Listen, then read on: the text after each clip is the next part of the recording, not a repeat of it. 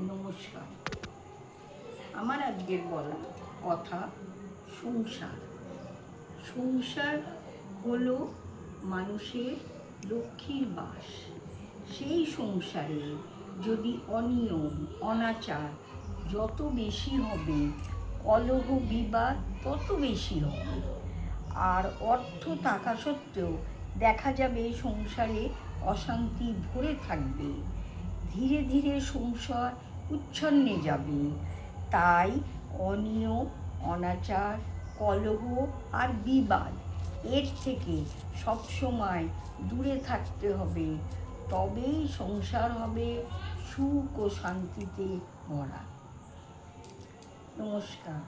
আমার বলা কথা যদি ভালো লাগে তাহলে প্লিজ আমার পেজটিকে লাইক কমেন্টস করে দিও। ধন্যবাদ।